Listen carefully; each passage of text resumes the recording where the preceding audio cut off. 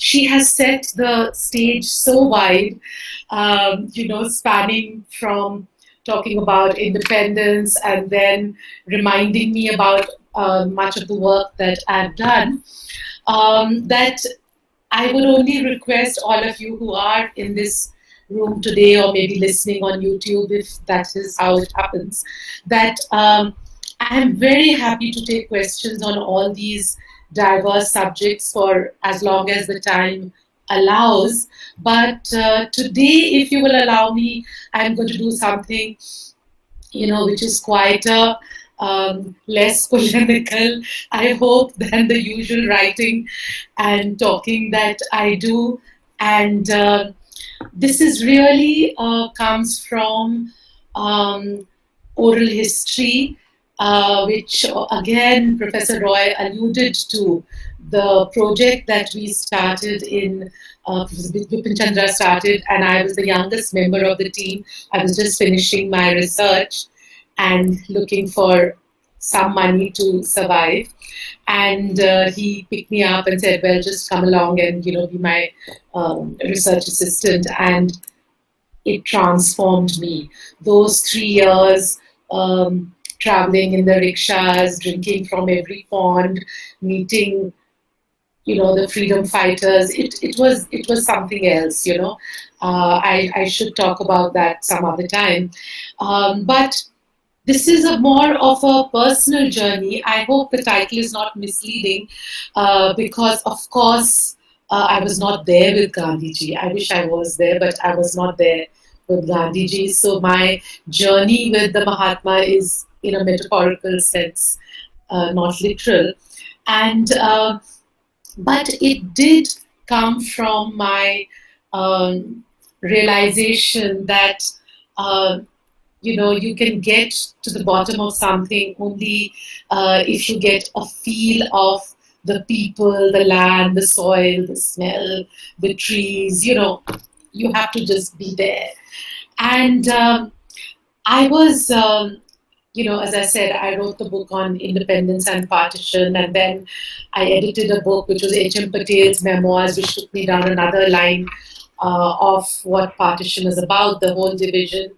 And of course, the years from 2006 to 2015 were spent in unbelievable, that you can spend 3 years editing, 10 years editing 3 books, but that's what editing the Towards Freedom volume took, the 1947. The 2 volumes are there in for all of you. They have been published, but unfortunately, due to some bureaucratic or political reasons, the 3rd volume, which I had submitted to ICHR many years ago, still hasn't seen the light of day. And I think that is possibly the most interesting one, because it deals with the social aspect and other issues. So along this path, at some point, I realized that from being an admirer of Nehru, and somebody who, I did a lot of research on him when I was a student and wanted to do a PhD on him. And then Professor Gopal, actually Professor Sarvapalli Gopal was my research supervisor. But I mean, there's no way that Anjali would know that. But I've always worked with Bipin. I always make the distinction that one was my supervisor and one was my guru. So Bipin was, really the guru, the mentor, and somebody I worked very closely with. And of course, he was my teacher. But Professor Gopal said, well, I've written all that has to be written on Nehru. And coming from him, that was probably true. It was not just an arrogant claim. And so I think you better look for something else to do, which is more, the archives had opened out for the 1940s. So I started to look at that period. And while looking at a very small research question, which was, why did the British leave India? And of course, I wanted to look at, various factors. Somewhere along the line, by then we were in the mid-80s, 84 happened, and as Urvashi writes in her wonderful book, The Other Side of Silence, 84 did change the lives of many of us. And it did change my life too. And from Nehru, I think many of us moved to looking for how does one deal with communalism. It was not only about writing about communalism, but now communalism was there. It was out there, and how did you formulate strategies to deal with? What did you do as citizens? And there was quite a natural sort of movement, I think, to understanding Gandhi. And before that, I had been just totally exasperated with him, as I'm sure most of the young people who are listening today would be. You look at collected works, and he's only writing about enemas and nature cure and mud packs and health. And you wonder, well, is this really the guy who led us with success to independence? And, I went through that phase. But as I said, by the mid 80s, we were looking for something else very desperately, and Gandhi seemed to be the answer. And that's when I got interested in looking at what was happening in Noakhali, and then after that, of course, at Bihar. But I didn't get a chance till much later, as often happens in life, to actually visit these places. And that happened only in 1996, when I had a fellowship at the Indian Institute of Advanced Study, and I was to write a monograph on what I call Gandhiji's last years. It did somehow flow out of my earlier work, but as you can see, that I wanted to write a whole book on Gandhi suggests the seriousness with which I was looking at him. 96 summer, I visited Bihar.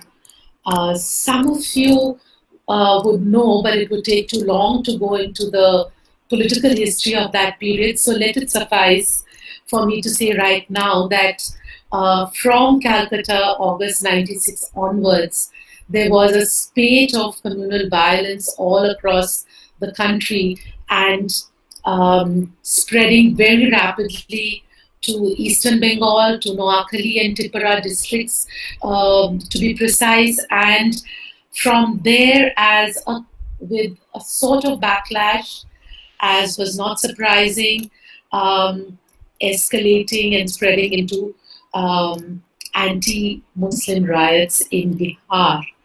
And that was also, interestingly, of course, the trajectory of Gandhiji's efforts at somehow finding an answer to the communal problem.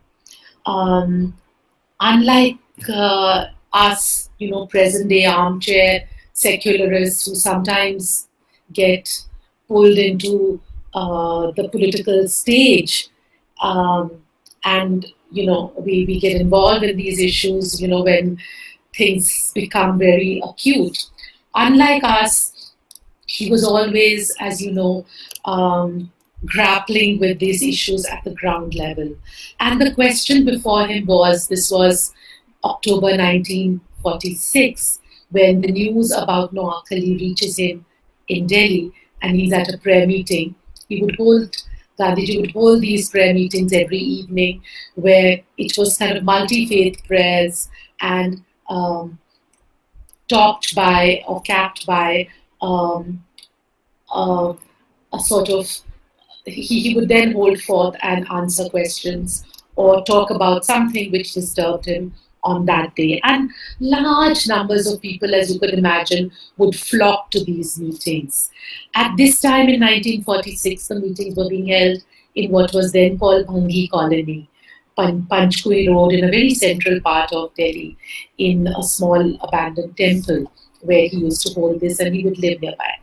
And when he hears this, there are two things which upset him greatly. One is, of course, what he describes as the call of the outraged womanhood of Bengal. Um, the focus of these riots, if one can call it that, actually the word reign of terror would better describe what happened in Noakhali. The distinguishing feature of this communal violence here was the assault on the religious faith. In this case, it happened to be of the Hindus. It could have been anywhere else, it would have been the other way around. And the suffering of the women. These are the two things which disturbed him the most.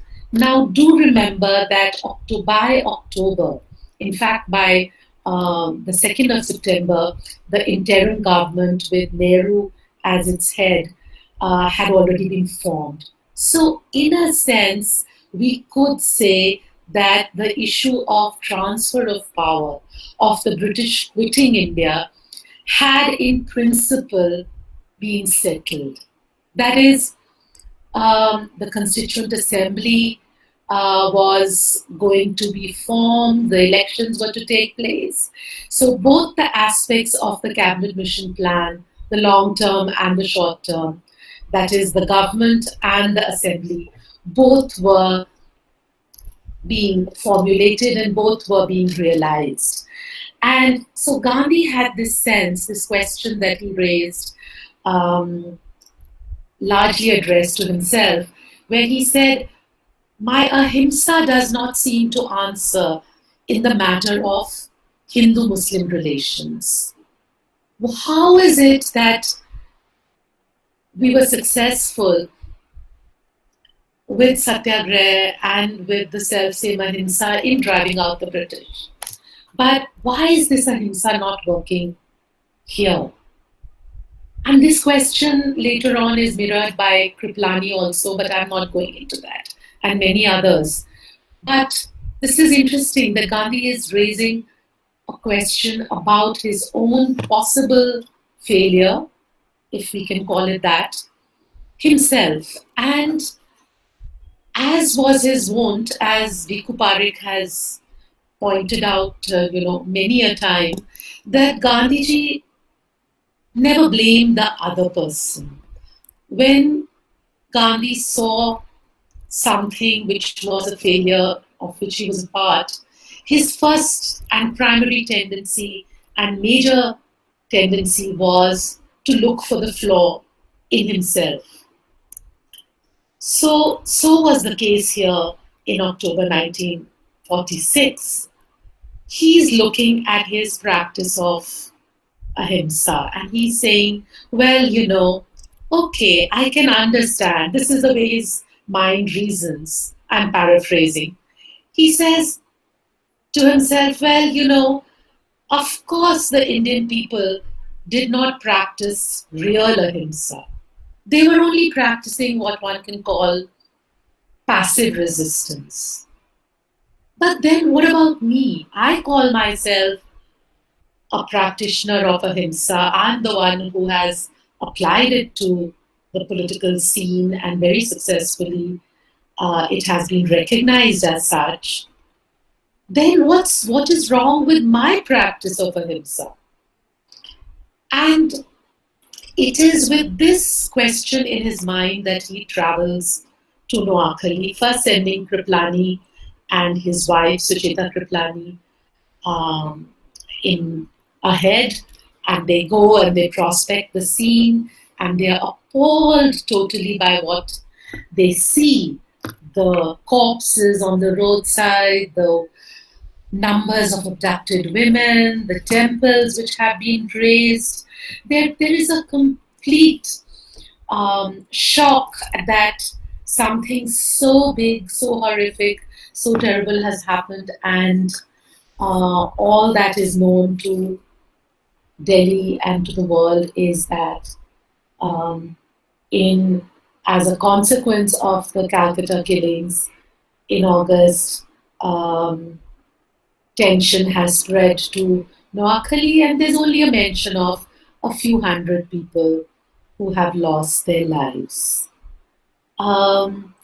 Even the news didn't come out till much later initially the Muslim League government in Bengal, headed by H.S. Suravardi, whom some of you might remember was and is still today very often blamed for not either for provoking the Calcutta riots, or if not for provoking them, certainly for not quelling the disturbances in the way that he could have. And the governor is also on record, Governor Burrows, as far as Suravardi's lack of action on this matter. So it's the same person who's chief minister and is clearly not concerned very much with doing something about what's happening there. But as people pour in, as journalists reach, as congressmen, members of the Ramakrishna Mission, people belonging to Hindu Mahasabha, etc., and different, all kinds of people. One of the most interesting people who reach there and whose memoirs I would recommend you to read is Ashoka Gupta, who was part of Gandhiji's entourage, and she went on behalf of the All India Women's Conference. And it's a fascinating story about how she spent those months there with a daughter who was, I think, just a couple of years old, and leaving behind her children with her husband, who interestingly was a district judge in Chittagong. Now, this is the complexity of the freedom struggle. And, that any case, I can't talk about that now, but how you could have a district judge and you could have his wife who was with Gandhi, That's what's fascinating. And so many people have reached, and when Gandhi gets there and he finds a kind of pall of gloom, he's there with his usual associates. Pyare Lal is one of them, Gandhi's secretary. And Pyare Lal has written, of course, a lot about Gandhi, but I think his book, Mahatma, The Last Phase, which is in 3 volumes, is outstanding. I mean, the way it brings out the Gandhi's journey in the villages of Noakhali, in the total sort of rawness of the experience, I think it's really to be something which I would highly recommend to the students that they should take a look at. It's really reportage at its best and from a very close vantage point. So what does Gandhi do there? When Gandhiji gets there, he is, as you know, by then in his late 70s. He has lost his wife during detention in Pune in 1942 to 44 when he was in detention. He has lost Mahadev Desai. He is a man who is, he's not at the height of his physical powers by any means. And yet what he is able to do there is something which, believe me, all of us in this room, whether we're 30 or 60, it would shame us. I mean, none of us could have put their bodies and their spirits to the kind of test that he puts himself to. I think that's a very key word, test. He's constantly testing himself. He's testing his practice of ahimsa. And I'll come to that in a minute. The way he does this is to, after visiting a few villages and getting a sense of the magnitude of the violence and the reign of terror and the pall of fear that there is, that blankets that whole atmosphere, he decides pretty early on, we're talking about November now, he's reached around the 6th, and we're talking about, the 3rd week of November. And he says, the one way that I can get entry into the hearts of the Muslims, and you will be surprised to know, some of you at least, that Gandhi himself accepts that the Muslims consider him as their enemy by this time. And think about it, this is a person who has devoted his whole life not only to throwing out the British, to fighting India's independence struggle, but he has devoted his life to Hindu Muslim unity. And for him to accept and say that, well, Muslims consider me their enemy, and I need to find some entry into their hearts. So, what does he do? He sends off all his associates and keeps behind only two people who were totally alien to that region. One is, or at least one of them, one is Parsuram, his stenographer, and the other is, I correct myself, it's very much to do with the area, N.K. Bose, Professor N.K. Bose, the very well-known anthropologist, who was a professor at that time in Calcutta University, and who then stays on to be Gandhi's interpreter. Interestingly, Gandhi took up learning Bengali at that time, and every day would devote 15 minutes to practicing the language. And this went on right till the day that he died. I think this is one of those really small little nuggets, which really tell you something about the person, how seriously he took everything. If he had to work in Bengal, he had to know Bengali. Wonderful. And he sends them all off. They all go off to different villages. And he settles down in a village called Srirampur. And with just these two people with him, and interestingly, in a house, which was a house which had obviously been attacked. And typically, during the riots, the houses of Hindus were burnt. So this was a house which had charred, walls, etc., as a kind of reminder to him all the time of what was the reality at that time. And he stays here for 43 days. And it is during this time that, of course, every day he would go out to the neighboring villages, and he got a taste, I must say, in a very unhappy way, of course, but he took it in his stride. In fact, that strengthened his determination to find a way out. He faced huge hostility. People, there were instances when, while knocking at the house of, and these happened to be Muslims, he had the door shut in his face. Another instance, somebody spat in his face. There was other instances where people just turned the other way. There was not only had the communal violence been very widespread, but what's important is that he realized that the hostility that there was, that the Muslims bore to the Hindus, and of course now vice versa, given that the Hindus were now the victims, that it went very deep. Because that was why his answer was not to ask for martial law. Gandhi's answer was not to say, I want military reinforcements. Incidentally, that was asked for by Acharya Kripalani and Sucheta Kripalani. And rightly so, I think, because of the situation that was there. But that was not Gandhi's way.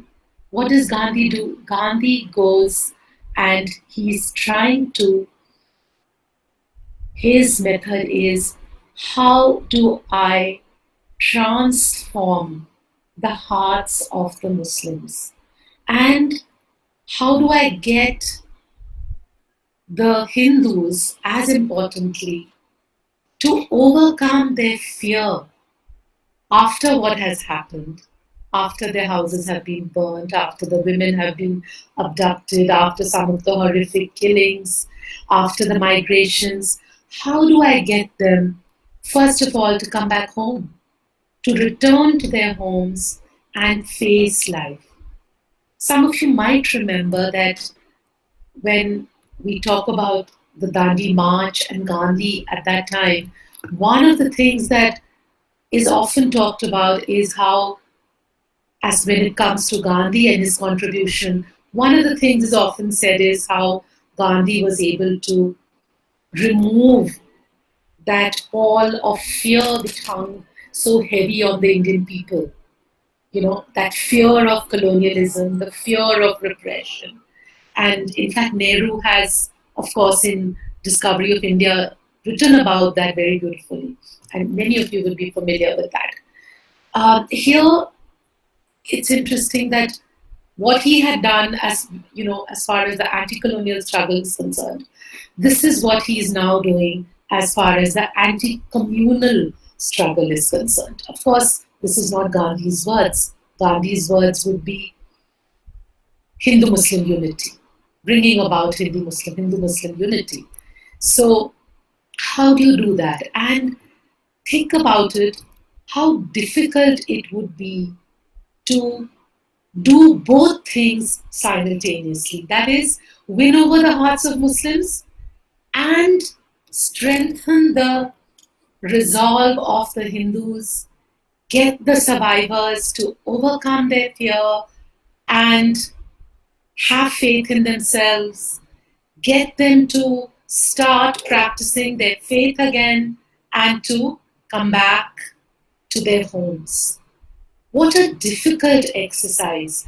Think about it. In the last, even when we talk about huge communal riots that we might have seen in our lifetimes, we have only been dealing with one community and trying to bring succor and help to that community.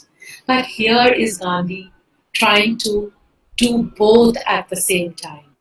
And in a context where it's as if the fabric, the social fabric, is being torn.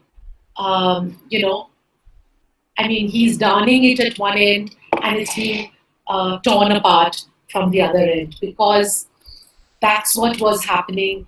If you look at the attitude of the Muslim Leaguers, the attitude of the Scheduled Caste Federation, though there were so many people who were opposing him, telling him when he would walk after Sri Rampur, he staying there for 43 days, he started a Padyatra. And when he would, a Padyatra did not mean for Gandhi, as you can imagine, it was not only about walking barefoot. Sorry, it was not only about walking. It was about walking barefoot. And Manu has, Gandhi, his grandniece, has written again a very moving book which you should look at, called very interestingly Bapu, My Mother. Has written about this, about how how soft his soles were, the soles of his feet were, and how the briars, the thorns, would poke him, and how at night it would be, they would be bloody, and they would be picking out the thorns, and the paths were covered not just with the usual sort of branches with thorns, but these were paths which were deliberately being dirtied by maybe by some young lads associated with the Muslim League, maybe by others. But there was obviously intention behind it, because there was glass, there was ground glass on the path, and there was excreta on the path. And what does Gandhiji do? Does he put on his sandals? No. He walks out, and first, with a broom, he cleans the path, and then he walks. When please permit me an aside, but when I see the totally, utterly symbolic way only in which Gandhi is, his glasses have been made the logo for the Swachh Bharat campaign, and the kind of just lip service which is done to him, I feel very unhappy, because Here was a man who really believed in this, and not just believed in it, who practiced, um, you know, Sucheta. He practiced. He did not have any hesitation, as you know, in picking up a broom and cleaning, whether it was a toilet and in this case a path himself. On this Padyatra, before I talk about this, I will just going to spend a couple of minutes on a subject which I will not talk too much about, not because for any prudish reasons, but because it's a very complex subject which, I would need maybe a whole lecture, or at least, otherwise I would have to write a chapter on it to explain it. It's so much misunderstood. But Sri Pur is also the place where Gandhi practices what he calls his yagya. That word is again interesting. Remember that experiments with truth, if we translate in Hindi, was prayog. So this is not an experiment with brahmacharya. He calls it a yagya, but it is an experiment in brahmacharya. And what is he doing? Again, he's testing. He's testing whether there is any vestige, even any small element even left of sexual desire in him, because he believes that that might be the cause of the violence in him, in his body, in his spirit, and hence that violence in society. Many connections I know being made here which may only be logical in his mind. That's why I said I cannot even hope to explain this, but I just wanted to mention it, that Sri Pur, where he stayed for 43 days, was one of the places where he shares a bed with his grandniece, and he's convinced, as is his grandniece, that there is absolutely nothing wrong in this. It's a practice which is totally above board, but, and you would find this interesting, and you would also, find it interesting to see how responsive he was to his associates, because there's a very different picture of Gandhi, the dictator, Gandhi, the person who, when he had an idea in his head and then he implemented it. But when he shares this with his associates, with Thakkar Baba, with Kishori Lal Mashruwala, with Jeevan Lal Desai, that look, this is what I'm doing, with Sardar Patel, and most of them trust him. They are not worried. Their reaction is not, no, this is terrible, how can you do this? No. For them, their faith in him is very strong. Their reaction is, people will not understand. And people will certainly not understand why this has to be done in the location you're in, when there is so much violence around you, and when you are already facing so much calumny, so much criticism for being there. Constantly Gandhi was being told when he was walking or otherwise, go back. Placards would be held aloft, go back, go to Bihar, prove your credentials, that you care for Hindu-Muslim unity. First go to Bihar and wipe the tears of the Muslims of Bihar.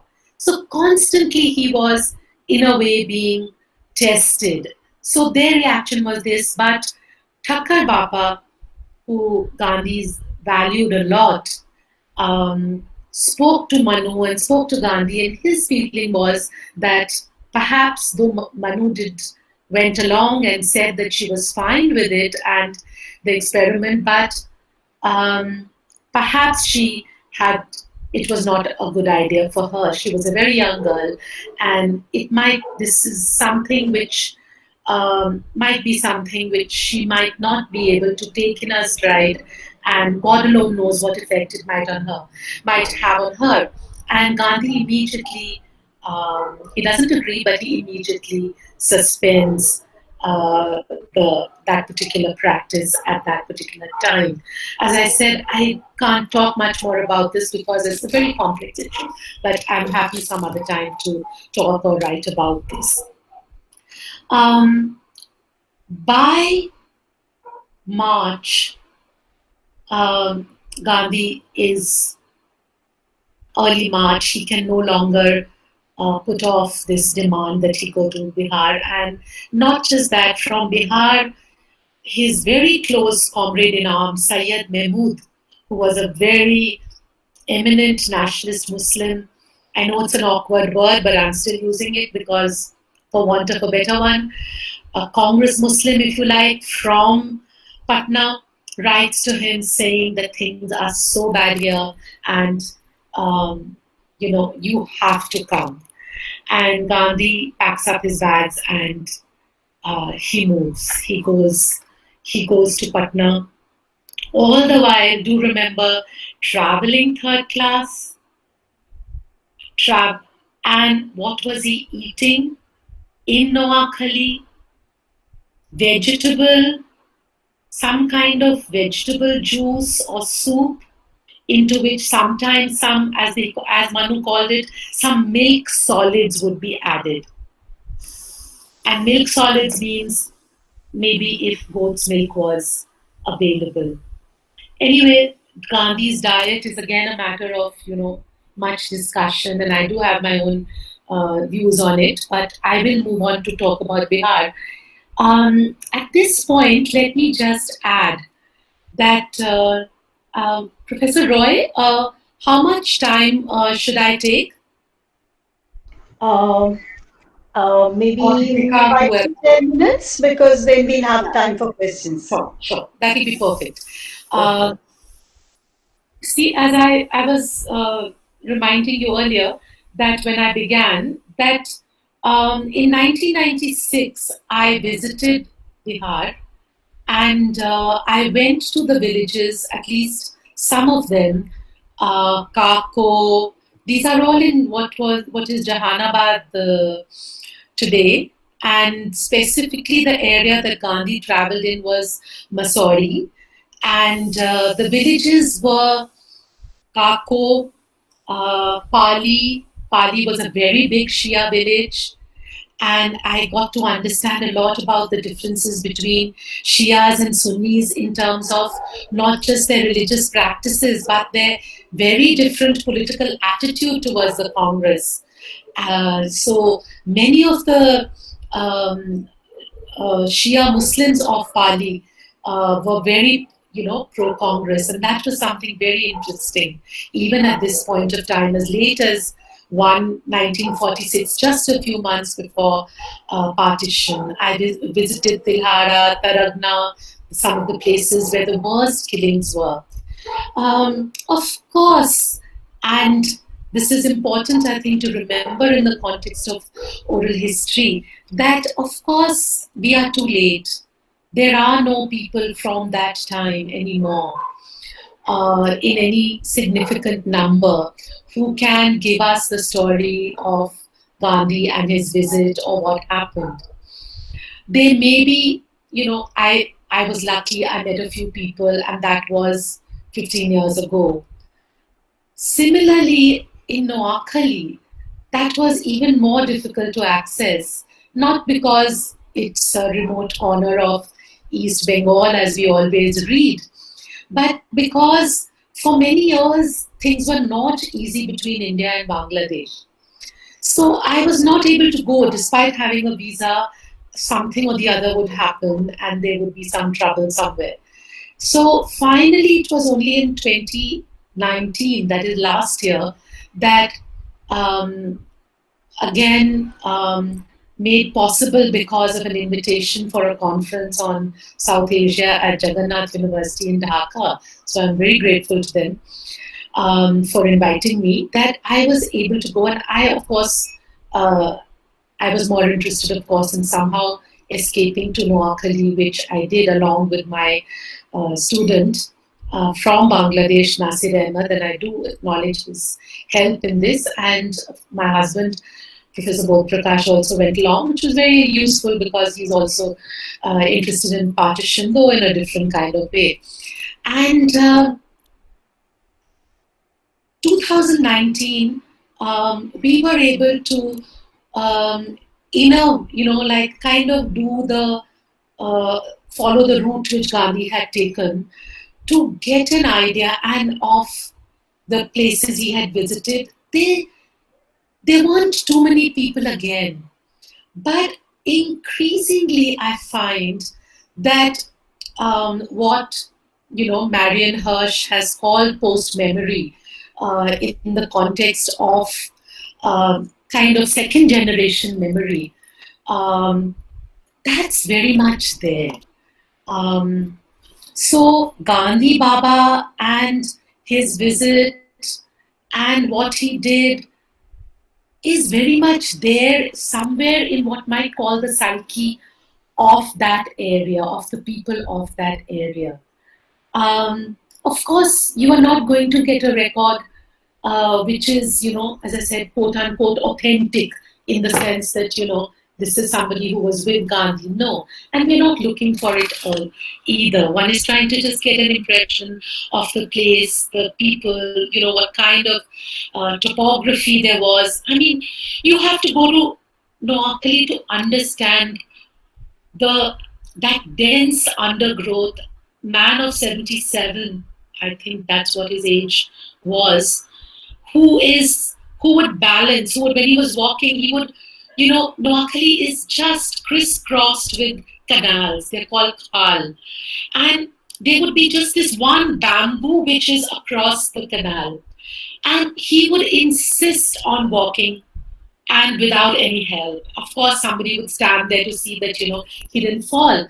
But it's amazing, and to get a sense of the countryside, the coconuts, the rich countryside of Bengal, the delta area right next to the Bay of Bengal, where it's a delta, it's riverine, and again, if you look at it, as I said, from today, this year when there were riots in Delhi earlier this year, in Northeast Delhi, I was not able to reach Northeast Delhi, and it really troubled me. I only went to Shaheen Bagh for the protests maybe a couple of times. And I think of this man, he spends a few months in Noakhali, partly all by himself or just a couple of people with him, working maybe 20 hours a day. And as I said, even this visit brought home to one the kind of huts, the small huts, the poverty of the people in the sense that how little people lived with. There was still a sense of that. And yet, as I said, interestingly, we had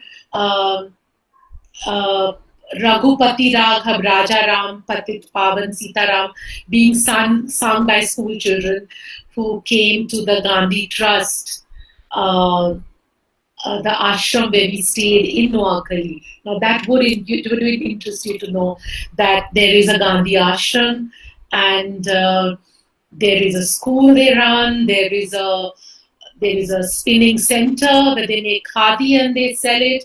So there is that, something of Gandhi has stayed on. That's what he wanted in Noakhali. And I think that sense is something which one, as I said, got from there. And I think that, let me just stop here. Maybe it's might be a good point to stop, and then I can take questions and I can maybe go back to some of the things that I might not have spoken about.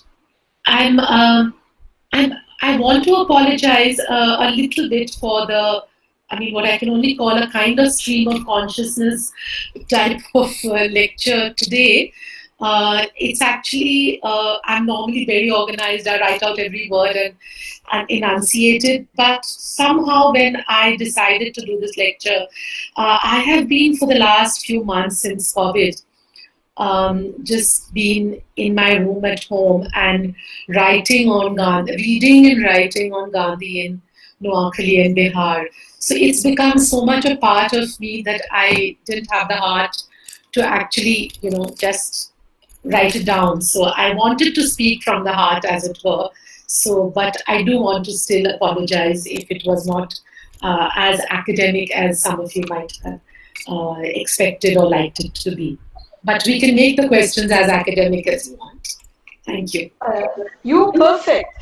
You don't need notes. You were absolutely lucid and clear about what you wanted to say, and I'm sure you don't need notes. It was thank you for walking us through Noakhali. I can't resist reading this. When you were talking about survivors, I came across this interview we did in 2006, and if you permit, I'll read it. Please This do. is by this is a former student of mine who interviewed survivors in 2006, and she interviewed this lady called Bokul Chakrabarti, who was 75 at that time. So she talks about when I was about 9 years old, I heard that there were riots, but didn't get to see anything. One day, when I was sitting next to the, so she's from Noakhali. But one day, when I was sitting next to the window inside our house, I saw an orange vendor passing by. Thereafter, I suddenly saw some Muslims who were shouting Allahu Akbar and they were carrying swords. They killed the vendor and I saw it. I could not shout as by that time my aunt had come and shut my mouth and closed the window. Thereafter, we were terrified and we decided to leave the place. I left my home in a single piece cloth. এক কাপড়ে চলে এলাম. This is what she says. And we have another person from Noakhali who says, I'm from Lakshmipur village in the Noakhali district. My father was a school teacher. He used to teach maths and Sanskrit. We were getting along quite well in Lakshmipur village until the riots began. So we did not own any land but owned a house. That house is now occupied by one of my father's cousins who still lives there. My father never returned. My in laws had a lot of property. After the harvest, the fields were sold. But I was ill fated and didn't get any share. So there are some, as you said, post memories of people who were children at that time and who had to flee their villages because of the riot. I also recall conversations with the how the riots affected people in Calcutta, because there is a couple of people we spoke to, and they talked about how they watched the Great Calcutta killings, and it was both. It was not just Hindus who were being killed, but also Muslims. And there was a third party which I'm sure you're aware of, because they mentioned that it was the Sikhs who were a kind of, so they talk about a Sikh driver, truck drivers and bus drivers, and this gentleman saw a person being vivisected. So with that, I would request all the participants who've been here with us so patiently. I can see a lot of interested participants who must have a number of questions for Professor Mahajan after this scintillating lecture.